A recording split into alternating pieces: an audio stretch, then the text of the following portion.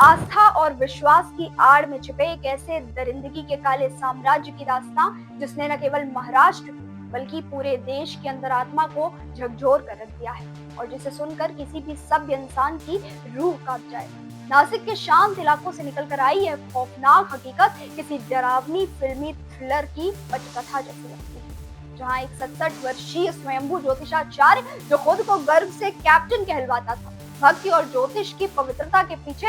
हवस और ब्लैकमेलिंग का एक खूनी खेल खेल रहा था। अशोक खरात नाम का यह शातिर शख्स, जिसका रसूख दिल्ली के सत्ता गलियारों से लेकर महाराष्ट्र की राजनीति के बड़े चेहरों तक फैला हुआ था, आज सलाखों के पीछे अपनी करतूतों का हिसाब दे रहा है। लेकिन उसके फार्म हाउस और दफ्तर की दीवारों के पीछे जो राज दफन थे, वे अब एक एक कर समाज के सामने आ रहे हैं।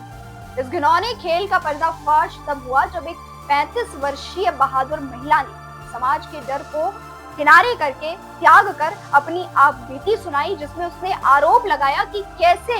कैसे अनुष्ठान और संकट निवारण के बहाने उसे नशीला पदार्थ पिलाकर सम्मोहित किया गया और फिर उसकी आस्था का फायदा उठाकर उसकी अस्मत को बार बार तार-तार किया गया। पुलिस की जांच जैसे जैसे आगे बढ़ी, वैसे वैसे शैतान के ऐसे सबूत हाथ लगे कि अनुभवी अधिकारियों के भी होश उड़ गए। छापेमारी के दौरान पुलिस को एक ऐसी पेन ड्राइव मिली है जिसमें कथित तौर पर 58 अलग-अलग महिलाओं के साथ किए गए अश्लील कृत्यों के वीडियो रिकॉर्डेड हैं। जांच में यह चौंकाने वाला खुलासा हुआ कि नासिक के व्यस्त कनाटा कॉर्नर इलाके में मौजूद अपने ओकस प्रॉपर्टी डीलर के दफ्तर में इस दरिंदे ने जगह जगह गुप्त सीसीटीवी कैमरे लगवा रखे थे, जहां वह भोली भाली महिलाओं को उनकी समस्याओं का समाधान देने के बहाने बुलाता था, उन्हें अपनी बातों के जाल में फंसाता था और फिर उनके पतियों की जान को खतरा बताकर या तंत्र मंत्र का भयानक डर दिखाकर उनका यौन शोषण करता था। मर्चेंट नेवी से रिटायर होने के बाद ज्योतिषी का चोला ओढ़ने वाला यह कैप्टन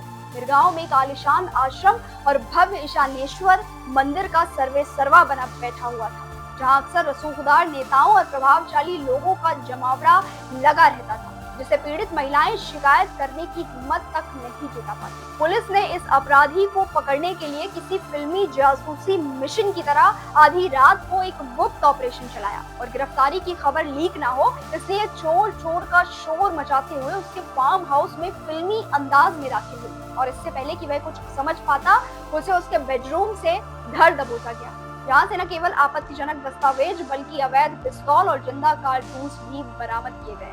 अब आईपीएस अधिकारी तेजस्विनी सतपुते के नेतृत्व में गठित विशेष जांच दल यानी एसआईटी इस बात की बारीकी से तहकीकात कर रही है कि राजनीति, रसूख और धर्म के इस जहरीले गठजोड़ में और कितने रसूखदार चेहरे बेनकाब होने बाकी हैं और क्या इन महिलाओं को न्याय मिल पाएगा। यह मामला महज एक बलात्कार या ठगी का अपराध नहीं, बल्कि यह समाज के उस अटूट भरोसे की निर्मम हत्या है जो लोग संकट के समय धर्म और अध्यात्म पर करते हैं। और अब वक्त आ गया है कि सत्ता के संरक्षण में पलने वाले और धर्म की आड़ लेकर मासूमों का शिकार करने वाले ऐसे भेड़ियों का हिसाब जनता की अदालत और कानून के कटघरे में इतनी सख्ती से किया जाए कि भविष्य में फिर कोई कैप्टन आस्था का चोला पहनकर किसी महिला की मर्यादा और उसकी जिंदगी से खिलवाड़ करने की जुर्रत ना कर सके। ऐसी और भी खबरों के लिए जुड़े रहें ग्राउंड जीरो भारत के साथ। जय हिंद।